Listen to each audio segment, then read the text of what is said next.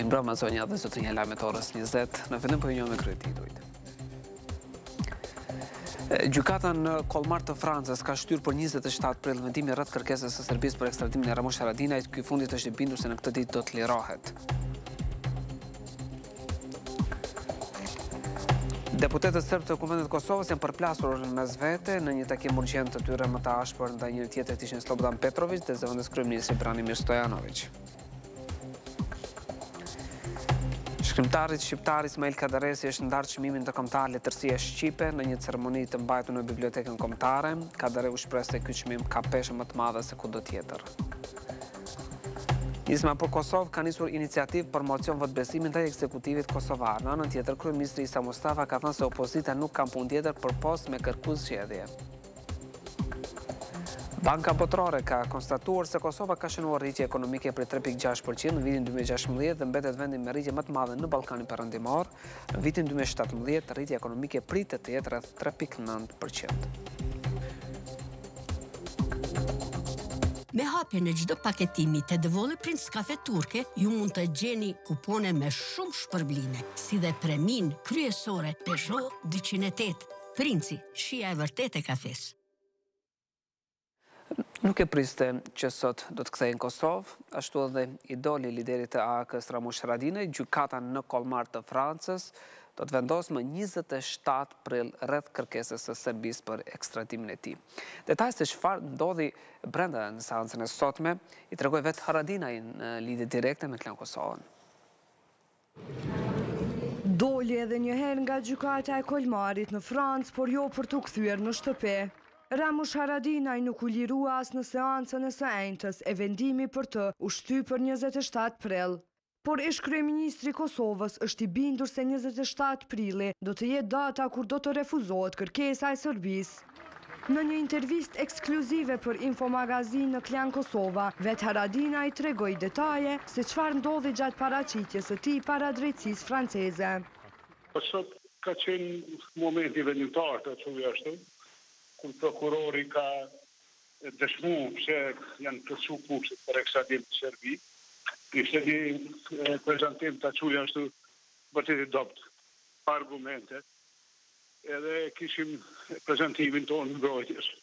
Po dhe vetë mora fjalën me vërtetuar se kjo kërkesë për ekstradim është abuzive. Megjithatë, Haradinaj tha se Serbia nuk mund të marrë kurrë diçka nga Kosova, pavarësisht vendimit përfundimtar për rastin e tij. Na kanë gjithë jetën i bjen shqip me thonë qindra vjetë.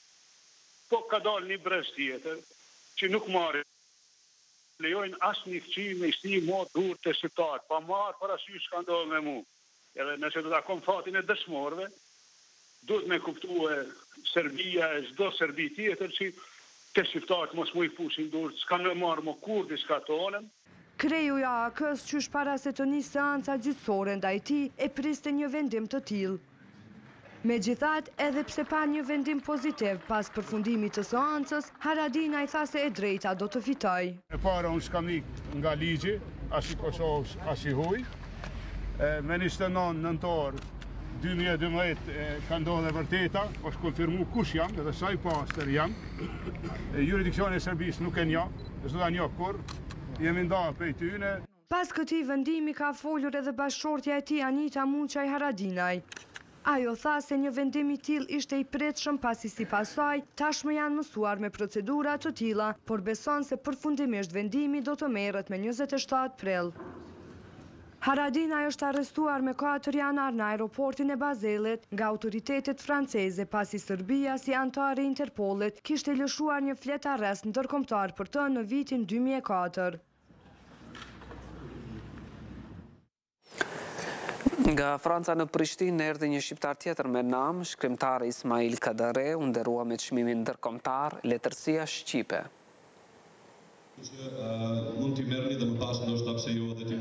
Një nga një po e firmos se cilën vepër që po i vihet përpara. Në Bibliotekën Kombëtare në Prishtinë, numri i lexuesve që duan të kenë një nënshkrim të Ismail Kadares në librat që kanë është i madh. Në këtë vend që Kadare po e quan mbretëritë e lexuesve, ky e pranoi çmimin ndërkombëtar Letërsia Shqipe, që ja ndau Ministria e Kulturës. Kadareu zgjodh për këtë çmim pasi ai u dedikohet personaliteteve që me veprën e tyre ndikojnë në emancipimin e shoqërisë. Ismail Kadare është në metropole dhe me një përkushtim të pashoq letrare kulturor ka bërë një punë të jashtëzakonshme për afirmimin dhe njohjen e gjuhës dhe letërsisë shqiptare nëpër metropolet të mëdha të botës. Ani pse Kadare ka fituar shumë çmime ndërkombëtare, ky i Prishtinës për të është tejet i rëndësishëm. Po besoni që ky çmim i dhënë në Kosovë ka, domethënie, më tepër se një çmim, ka kuptim më tepër se një çmim për mua dhe rrjedhimisht më jep kënaqësi më tepër se çdo çmim tjetër. E ky fjalë të mira ka edhe për lexuesit kosovar. Ka qindra vjet që lexuesi shqiptar lexon dhe duke lexuar ai është gjithmonë më i mençur në këtë botë. Në ceremoninë e ndarjes së këtij çmimi, vepra e Kadares u krahasua me ato të shkrimtarëve të shquar botëror. Ismail Kadare është shkrimtar i botës ballkanike, i botës sonë, i botës në tokën e askujt midis jetës dhe vdekjes, i botës në cilën, siç theksohej, vlejushat shtatzëna nuk janë metafore hersenit, por fatet vërteta. Për shkak të këtyre vlerave për veprat e shkrimtarit me nam nuk munguan lexuesit. Përveç këtij çmimi, Ismail Kadare edhe më herët është nderuar nga bartësit e institucioneve kosovare. Ka atë shkrimtar të mëdhenj, e libra të mëdhenj në këtë bibliotekë, por për lexuesin e Kosovës, Kadare është shkrimtar i zemrës. E para se ta pranonte çmimin, këtë të njëjtë, ato e ka pritur edhe presidenti Hashim Thaçi. Presidenti i sapo zgjedhur i Serbisë Aleksandar Vučić postunon të krijojë edhe një Jugosllavi, por me Shqipërinë brenda saj. Në një intervistë për portalin amerikan Politico, Vučić ka thënë se nëse tjerë pajton me planin e tij, atëherë do të bëhet një treg për 20 milion njerëzve, gjë që është shumë e rëndësishme, sepse ata mund të tërheqin shumë investitor. Kur u pyet se nëse ai dëshiron të krijojë Jugosllavinë e re, Vučić ka thënë se ky projekt do të ishte në fakt një ish Jugosllavi plus me Shqipërinë, ndërkaq për ish presidenti i Jugosllavisë, Josip Broz Tito, Vučić ka thënë se ishte një diktator komunist, por një njeri shumë i zgjuar. Në një organizim kulturor në Novi Pazar, ku kishte recitime këngë valle, nxënësit e shkollës së mjekësisë janë paraqitur me hartën e Kosovës, shkruan Novosti. Kjo ka nxjerrë disa reagime në këtë vend që cilësuan këtë veprim si provokim të pastër. Drejtori i shkollës së mjekësisë, Sherif Preljević, ka thënë që studenti që kishte paraqitur hartën e Kosovës nuk kishte ndonjë qëllim tjetër dhe se ka gjetur atë fotografi në internet. Organizatorët e festivalit kanë thënë se që ky është një festival kulturor, festival i cili promovon unitetin, tolerancën dhe bashkëtesën. Përfaqësuesit politik të serbëve të Kosovës krijon goxha të llovisot në ambientet e kuvendit. Deputetët dhe ministra nga lista serbe, subjekt ky që është dhe pjesë e institucioneve kosovare, janë ngatruar mes vete. Arsyeja po del të jetë lufta për pushtet. Deputetët e listës serbe në mëngjes shkuan në kuvendin e Kosovës. Ata ishin ftuar për takim urgjent. Temë diskutimi kishin njoftimin e ish-ministrit për kthim Aleksandar Jablanović se do të jetë në krye të këtij bashkimi politik që mbledh deputetët serb. Këta të fundit ishin të tensionuar. Deputeti Slobodan Petrović nuk ishte ftuar në këtë tryezë, andaj ai ndërhyri në mbledhje. Petrović drejtoi fjalë të rënda në drejtim të shefit të grupit parlamentar të listës serbe Slavko Simić. Celu srpsku zajednicu ti si najveća bruka i sramota za celu srpsku zajednicu. Simić nuk e donte Petrovićin në mbledhje. Zašto nisi pozvao? Zašto nisi pozvao?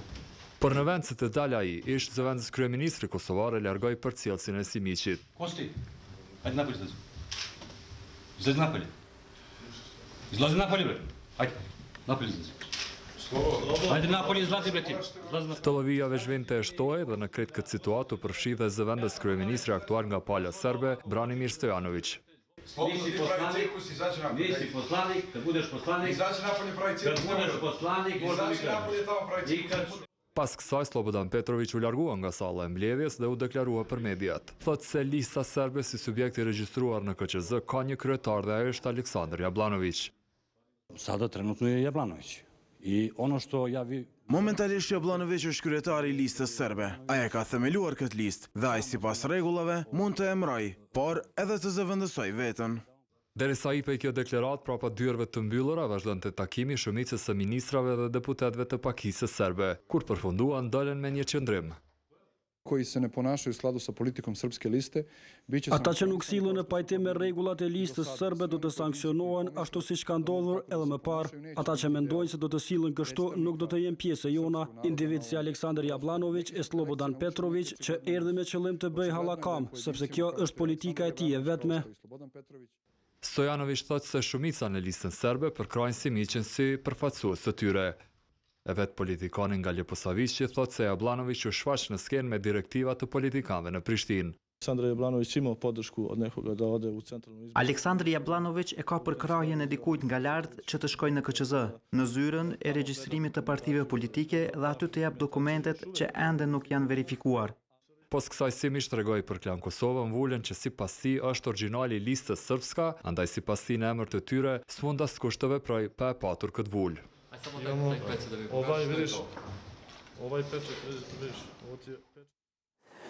Klan Kosova ka kontaktuar udhëheqësin e zyrës për regjistrimin e partive politike në KQZ Miradije Mavriqin për të sqaruar se kush është me letra dhe kryetari i listës serbe, por ajo nuk ka pranuar të komentojë për këtë rast. E gjitha që ka thënë Mavriqi është të kontaktohet kryetaria e Komisionit Qendror të Zgjedhjeve, Valdete Daka, e cila nuk ishte e qasshme në telefon.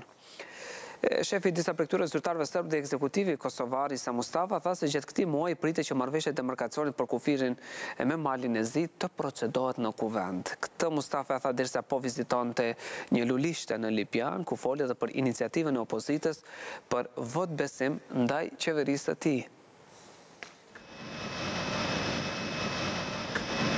3 ditë më parë, kryeministri Isa Mustafa vizitoi Pestovën, por në vendin më të njohur për kultivim të patatave, Mustafa nuk ishte fare në disponim për të folur për çështje politike. Sot unë nuk shoh arsye që jashtë kësaj pune të mrekullueshme që po bën kjo kompani të flasin për tema tjera. Por në vizitën që i bëri një lulishtje të enjte në komunën e Lipjanit, i ndryshoi disponimin. Ai foli për çështjen e demarkacionit të kufirit me Malin e Zi. Gjatë këtij muaji do ta procedojmë demarkacionin në kuvend. Do të shkojmë në qeveri që ta aprovojmë ligjin për shënimin e vjeç kufitare, i cili do të ratifikohet në kuvend në Republikës Kosovës. Nuk kemi ndonjë ndryshim ta bëjmë ligj sepse mbetet ajo që ka qenë, do të thotë edhe marrëveshja për demarkacion mbetet. Mustafa ka insistuar se shënimi aktual i kufirit me Malin e Zi është i saktë. Kufi tjetër s'kemi, ai është kufiri, prandaj atë kufi duhet ta ratifikojmë. Mos e ratifikofshim tash, duhet ta ratifikojmë herdo kurdo sepse kufi tjetër nuk. Shefi i qeverisë ka folur edhe për iniciativën për mocion votbesimi ndaj ekzekutivit që Mustafa u heq. Opozita s'ka si punë tjetër përpos me kërku zgjedhje, me shpallë mocione të ndryshme, prandaj është punë opozitës. Unë respektoj opozitën, por më shumë respektoj nevojën që ne të bëjmë punë, të hapim mundësi për punësim. Këto komente Mustafa i bëri gjatë vizitës në lulishten Las Palmas.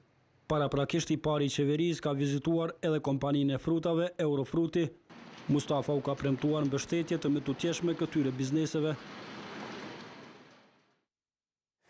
Iniciativa për mocion vot besimin ndaj qeverisë së Mustafës u nis nga partia më e vogël opozitare, Nisma për Kosovën. Ata do të fillojnë mbledhjen e nënshkrimeve, ndërsa besojnë se këtë mocion do ta votojnë edhe deputetët e partive në pushtet. Përkrahja për këtë erdhi pa rezervë nga parti tjera opozitare, vetëvendosje dhe AK. U munduan disa herë me protesta për arsye të ndryshme të largojnë qeverinë e Isa Mustafës, por nuk ia dalën. Tani partitë opozitare kanë një plan tjetër për të realizuar këtë qëllim. Në fakt është kryetari i partisë më të vogël në opozit Fatmir Lima i Nismës që ka propozuar veprim për të bërë mocion mosbesimi. Nga subjekti Limaj thonë se pas pak ditësh do të konkretizojnë këtë ide, duke mbledhur 40 nënshkrimet që mocionin në fjalë ta dërgojnë në kryesi dhe më pas në seancë plenare. Mbrënda 2-3 dite, kryetarët e grupeve parlamentare të opozitës do të bashkërendojnë aktivitetin që mocionit jetë në emër të opozitës. Pos kësaj, ky ligjvënës thotë se kanë marrë premtimin nga deputet të opozitës, sidomos nga PDK-ja, se do ta votojnë rrëzimin e qeverisë aktuale përmes mocionit të mosbesimit. Për të arritur këtë, ju duan 61 vota. Ne do të provokojmë pozitivisht domethënë pakënaqësinë e deputetëve të mazhorancës dhe natyrisht po besoj se edhe disa, siç thash, domethënë aktorë veçanërisht deputet të mazhorancës domethënë do ta mbështesin për arsye se në takimet private shpesh na thonë se mirë në iniciativën ne do të jemi aty. Ndërkohë në subjektet më të madhe opozitar, lëvizjave të vendosje, besojnë se partisë që nisi idenë e rrëzimit të ekzekutivit përmes mocionit do t'i del mirë me matematikën e votave. Shpresoj që ta ketë llogaritur zoti Lima një gjë të tillë para se ta vente idenë e një mocioni për mosbesim. Normalisht që nuk jam në gjendje sot të përgjigjem në emër të tij. Por edhe një herë do të them që opozita në përgjithësi ka bashkëvepruar në Kuvendin e Kosovës, ka bashkëvepruar në temat e saj kyçe, në temat e përbashkëta dhe temat e përbashkëta të opozitës ka qenë tema edhe të Kosovës dhe jo vetëm. Prandaj do të bashkëveprojmë edhe në të ardhmen në një rast mocionit për mosbesim në Parlamentin e Kosovës. Nga ana tyre, në Aleancën për Armërinë e Kosovës, si subjekt partner me nismën, kanë thënë se përkrojnë parimisht idenë e Fatmir Limajt. Por në kryetarin e AK, Ahmet Isufi tha se momentalisht nuk ka bisedime konkrete për mocionin e mosbesimit për qeverinë Mustafa. Kryetari i Partisë Demokratike të Kosovës, Kadri Veseli, nuk mor fare me iniciativat të opozitës, ai ka vazhduar bashkëbisedimet me profesor dhe ekspert ekonomist për punësim në qytetin e Mitrovicës, që diskutimit në Universitetin Isa Boletini, lideri PDK-s kërkoi nga ata të paraqesin ide konkrete se si ata e shohin të ardhmen në zhvillimit ekonomik, e cila do të krijonte më shumë vende pune për qytetarët e Kosovës. Aty u kërkuar që në Mitrovicë të themelohet një institut i specializuar ku do të klasifikoheshin dhe certifikoheshin nxehtësit minerare, jo të shiten vetëm si lëndë parë, çka nuk sjell profit mjaftueshëm për zhvillim ekonomik. Edhe drejtori i kombinatit metalurgjik Trepça, Ahmet Mava, propozoi që pas miratimit ligjit për gigantin metalurgjik të veprohet në hartimin e strategjisë zhvillimore të Trepçës, ku siç tha ai mund të hapen mira vende të reja pune. Institucioni i avokatit të popullit po thotë se ligjvënësit kosovarë nuk po ja dalin ta kryen një nga obligimet kryesore që kanë. Sipas një raporti, po të këtij institucioni ata nuk po arrin që të kontrollojnë qeverinë, detyrë kjo që ju caktohet me kushtetut. Deputetët e Kuvendit të Kosovës nuk po ja dalin të kryejnë një nga obligimet kryesore që kanë. Ata nuk po arrin që të kontrollojnë qeverinë, që e kanë detyrë kushtetuese.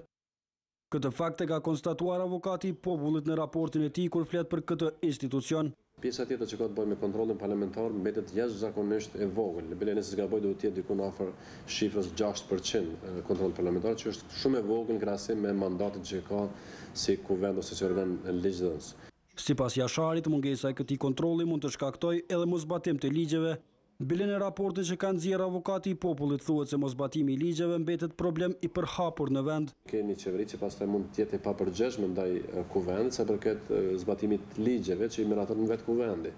Edhe kjo është proces zinxhiri, shkakton një lloj efekti domino, kisha më thujtur nëse nuk ka një mbikëqyrje të tillë, sepse reflekton masën deri te qytetari i vendit, edhe është ai që zakonisht e pson gjithë domin. Konstatimet e avokatit të popullit i mbështesin edhe organizatat e tjera që monitorojnë kuvendin. Kuvendi më shumë është i kontrolluar nga qeveria sesa kuvendi që kontrollon qeverinë. E shohim përmes votimeve të cilat ndodhin aty, ndodh shumë rrallë kur deputetët mund të refuzojnë një pikë e cila është propozuar nga qeveria. Krasniqi thotë se deputetëve po u mungon guximi. Më shumë kemi të bëjmë me një mungesë të guximit dhe nënshtrimit të deputetëve ndaj qeverisë, po flas për ata të partive në pushtet, se sa një ushtrim të pastër të kompetencave ashtu siç janë përcaktuar me kushtetues. Ndërkohë, kuvendi ka problem edhe me përmbushjen e agjendës legjislative. Avokati i popullit në raportin e vet ka dhënë kritika edhe sa i përket kualitetit të ligjeve, pasi që vitin e kaluar 65% e ligjeve që ka trajtuar kuvendi kanë qenë plotësim ndryshime. Qindra qytetarë të Kosovës janë bashkuar vrapimit humanitar të FSK-s. Është hera 2 që ky institucion organizon këtë aktivitet me qëllime humanitare, të cilën e bën në bashkëpunim me komunat e Kosovës. Aktiviteti i vjetshëm që do të mbahet në Mitrovicë ka mbledhur qindra qytetarë të vullnetit mirë që për qëllime humanitare do t'i bashkoni iniciativës Vrapo me FSK-n. Togeria Fitore Fazliu tha për ekonomi online se ky aktivitet ka nisur me komunën e Gjakovës në ndihmë të fëmijëve në nevojë. Mjetet që janë mbledhur nga kjo iniciativë do të shkojnë për familjet me kushte të rënda ekonomike. Këti organizimi janë bashkangjitur edhe pjesëtarë të policisë të Kosovës. Një sinjali presidenti amerikan Donald Trump se për krah krijimin e ushtrisë së Kosovës do të thoshte shumë jo vetëm për vendin e vogël ballkanik, por edhe një angazhim të ri të Amerikës ndaj NATO-s. Madje mbështetja për ushtrinë kosovare do të dërgonte një mesazh të qartë Moskës që nuk luhet me administratën e Trumpit. Duke marrë parasysh që të dy administratat, ajo Bush dhe Obamas, nuk arritën të përgjigjeshin pushtimit të Gjeorgjisë dhe Krimes nga Rusia, respektivisht një përgjigje për agresionin rus përmes Serbisë, jep mundësi Amerikës të ketë rolin në një kundërpeshje ndaj provokimeve të Rusisë. Në vend, solidariteti Trump me Kosovën do të ndihmojë për të kundërshtuar akuzat që ai është një lodër e Putinit, madje do të parandaloj çfarë do hetimi nga Kongresi ndaj administratës së tij për lidhjet me Rusinë. Është mbajtur takimi i parë diskutuesi nën Komitetit për Marrëveshjen e Stabilizimit Asociimit mes përfaqësuesve të Kosovës dhe atyre të Bashkimit Evropian, siç njofton zyra e këtij të fundit në Prishtinë.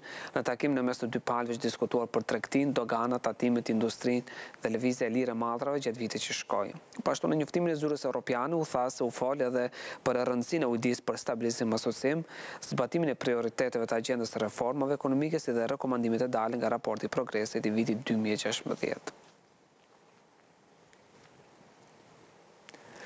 Banka Botërore publikoi të dhënat e fundit rreth zhvillimit ekonomik të vendeve të Ballkanit Perëndimor. Kosova po prin me rritje reale të bruto produktit vendor, madje ekonomikisht Prishtina po del se i ka punët më mirë se sa Beogradi. Ekonomia e Kosovës po zhvillohet më shpejt se sa ajo e Serbisë.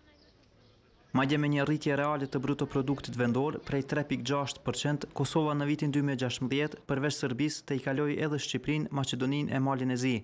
Rritja ekonomike e shtetit të Kosovës do të prij edhe në vitin 2017. Parashikimet tona për vitin 2017 është se do ketë një rritje prej 3.9%, domethënë do të ketë një ngritje prej vitit kaluar, ndërsa në vitin 2018 parashohim se do të ketë një rritje më të madhe.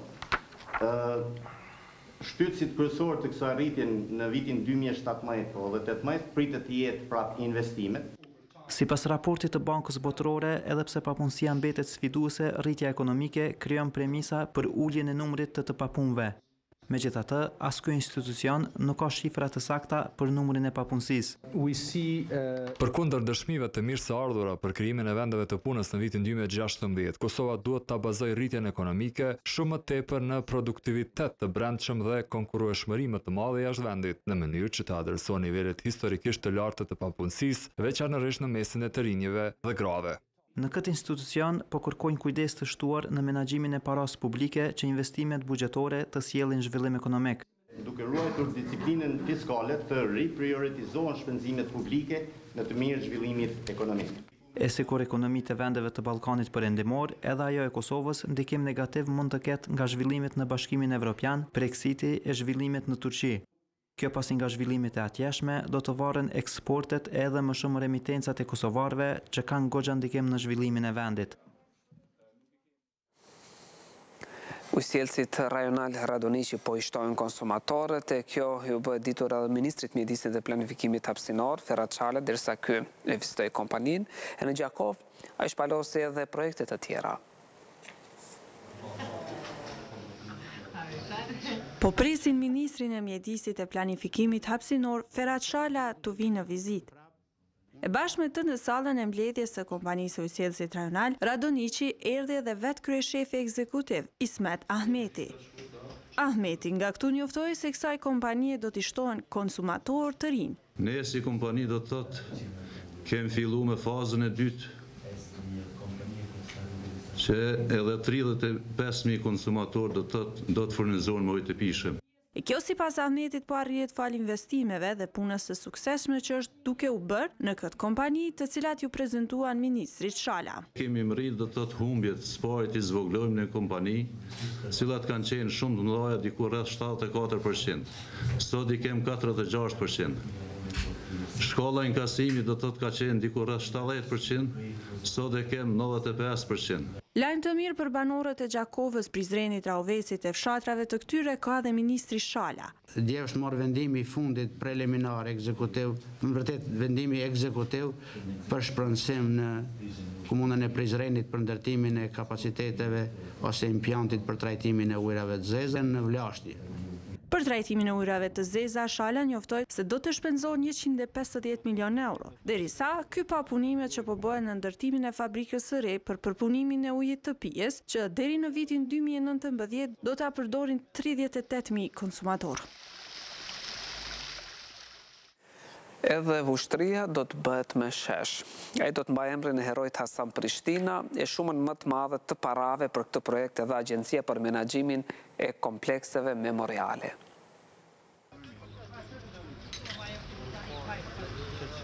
Fotografinë e Hasan Prishtinës e mbajnë në shtëpinë e kulturës, e cila mban edhe emrin e tij. Vushtëriasit tashmë kanë bërë plane që në qytet të ndërtojnë edhe një shesh me emrin e heroit kombëtar. Që të bëhet një gjë e tillë duhet që objekti i komunës së vjetër të rënohet. Pikërisht në këtë vend ku gjendemi tash, shumë shpejt do të fillojnë punimet për ndërtimin e shtatorës dhe sheshit të patriotit dhe adhetarit të madh shqiptar Hasan Prishtinës.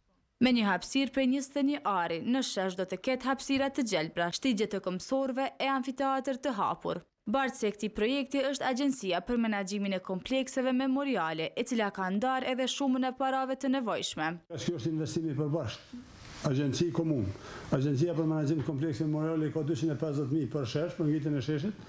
Në kaq komune ka pas 90.000 euro për ngritjen e shtatorës. Në këtë shesh do të vendoset edhe një shtatore e heroit. Komisioni për skulptorëve që do të formohet, ai vendos se cila buzëtë është më e mirë dhe buzëtën që zgjedh komisioni na duhet ta bëjmë kontratën me ato ofertues, punon shtatorë janë bërë të buzëtë. Lartësia e shtatorës do të jetë 3 metra. Njoftimet për kontratat të ndërtimit të sheshit tashmë janë publikuar dhe afati për dorëzimin e ofertave është 19 prilli. Agjencioni për Menaxhimin e Komplekseve Memoriale ka shpallur edhe konkurs për projektimin e skulpturës së heroit. E gjithë ky projekt pritet të realizohet brenda vitit. Në orët e hershme të mëngjesit ka kapluar zjarri fabrikën Pëllumbi që merret me përpunimin e plastikës në Negroc të Drenasit. Këtë djegje ka konfirmuar edhe policia e Kosovës, të cilët bashkë me zjarrfiksit kanë dalë në vendin e ngjarjes. Djegja ka ardhur si pasojë e rrymës dhe ka ndodhur në orën 3 të mëngjesit. Në këtë lagje vetëm muajin e fundit janë djegur edhe 2 shtëpi si pasojë e rrymës. Madje pronarët e fabrikës e ka konfirmuar se të gjitha makineritë kanë qenë të ndalura kur ka ndodhur djegja.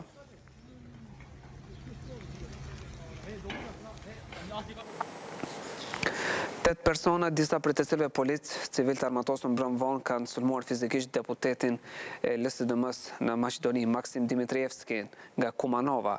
Dimitrievski ka hapësuar lëndime të lehta në krah, rasti është raportuar në polici, por askush nuk është arrestuar. Ngjarja ka ndodhur në një restorant në Kumanov, ku Dimitrievski kishte një festë familjare. 8 sulmuesit të dehur së pari verbalisht e kanë provokuar deputetin Dimitrievski, pastaj kanë shkuar fizikisht i qërojnë llogarit me të. Vetë deputeti ka deklaruar se sulmi ishte me motive politike. E njohës të fushës të trashëgimisë nga shumë vende u bën bashkë në Prishtinë. Ata diskutuan format e bashkëpunimit për ruajtjen e vlerave trashëgimore.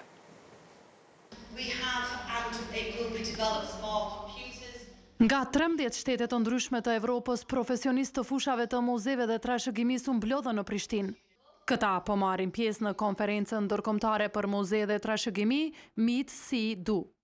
Kosova për herë të parë është një koqire një takimi të tillë që mbahet çdo vit tash e 5 vjet.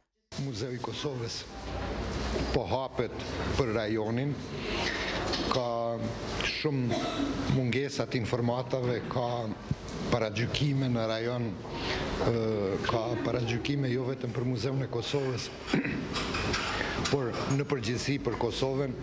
Ky takim sipas Boshtrakajt ka shumë rëndësi për zhvillimin e fushës muzeore të vendeve pjesëmarrëse. Se është me rëndësi që t'i shkëmbejnë përvojat mes vete, e thot edhe sekretarja gjenerale e rjetit të muzeve të Ballkanit, Aida Vezhić. Ne si profesionistë të kësaj fushe duhet të punojmë së bashku në çështje të përbashkëta për të zgjidhur probleme të përbashkëta dhe për të krijuar kushte më të mira pune për muzeet si institucione, të cilat janë akter relevant të shoqërisë dhe që kontribuojnë për shoqërinë në të gjitha aspektet, si ai ekonomik, kulturor, shoqëror dhe politik. Konferenca është organizuar nga rjeti i muzeve të Ballkanit dhe nga Fondacioni Trashëgimi Kulturore Pa Kufi. Çdo tryezë, çdo pjatë, çdo gatim ka shije më të mirë kur gatuani me mielin Delino. Gatuaj me mielin e ri, gatuaj me dashuri. Delino. në këtë edicion doqet. Gjykata në Kollmar të Francës ka shtyrë për 27 prill vendimin rreth kërkesës së Serbisë për ekstradimin e Ramush Haradinajt. Ky fundit është i bindur se në këtë ditë do të lirohet. Deputetët serbë të Kuvendit të Kosovës janë përplasur mes vete në një takim urgjent të tyre më të ashpër ndaj njëri tjetrit ishin Slobodan Petrović dhe zëvendës kryeministri Branimir Stojanović. Pas pak ndihni sport, në orën 21 të ftuar janë 5 përfaqësues të partive politike në zonën e debatit. Për më shumë tashmë keni portalin klankosova.tv si dhe na gjeni po ashtu në rrjetet sociale. Mirupafshim dhe shikim të këndshëm.